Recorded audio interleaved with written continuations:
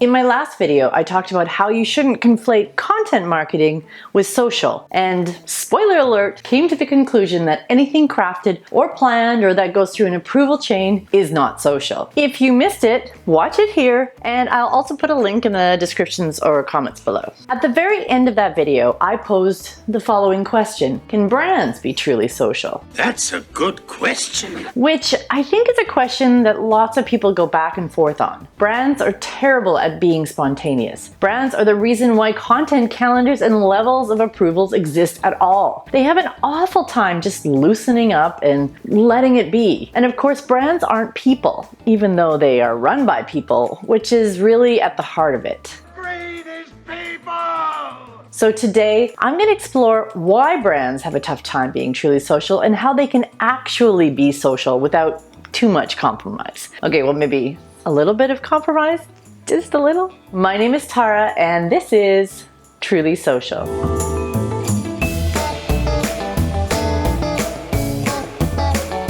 So, first off, why do brands have such a tough time being truly social? You know, engaging in two-way conversations that build relationships in both directions, relationships that benefit all parties involved in that exchange? In my experience, it comes down to this. The lack of understanding of social leads to fear, which leads to mistrust, which leads to needing to control things. So let's start by drilling into this lack of understanding. I'm afraid of these feelings and what they might mean. The leadership of most organizations don't spend much time on social platforms. With pretty much everyone in the universe on Facebook, that's really surprising, right? But leaders are generally busy people and need to prioritize where they spend their time. For most of these leaders, CEOs, CMOs, boards of directors, the decision makers, social media doesn't appear to be a good use of their time. And stop wasting my time. I get it. I run a growing organization myself, and I find myself having less and less time to hop onto Twitter and see what my friends and associates are chatting about. And if given the choice between scrolling through hundreds of tweets and getting my butt to the gym, well, I should probably pick the gym. But that doesn't mean that I think it's useless. It's far from that. And if I don't have the time, I really want other members of my organization to engage in lieu of me. Of course, now I value it because it's part of my business. So there's that. But just because you don't get something doesn't mean that it's a waste of time. It would be like me dismissing the importance of law and legal reviews because I don't understand legalese. As I've said before, think about social as it has always existed in real life. Social is about building relationships. Do you think networking events are a waste of time? Conferences, roadshows, meeting with clients, talking with customers, communicating in general, back and forth? Oh, that's different. Why? Social gives you a way to do this 24/7. Theoretically, your sales team should be on social interacting with their customers and potential customers as much as possible. But more than anything, that lack of participation leads to fear. And this is where things go really awry. Yes, lots of stuff could go wrong. You could accidentally post a tweet to the wrong channel. You could, heaven forbid, make a mistake. No, I don't make mistakes.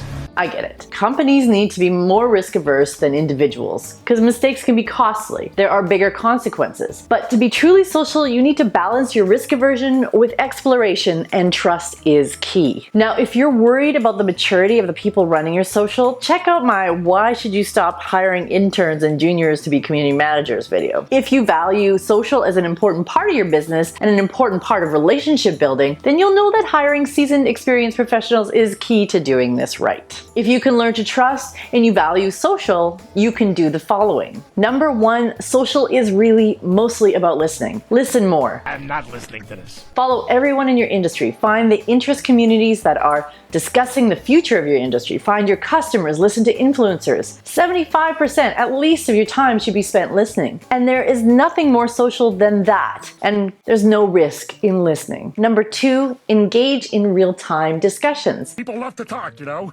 Now, once you're listening, you're going to find lots of opportunities to engage in those ongoing discussions as individuals within your organization, but also from your business accounts. Your audience will really love it. Number three, open up more discussion forums, back and forth.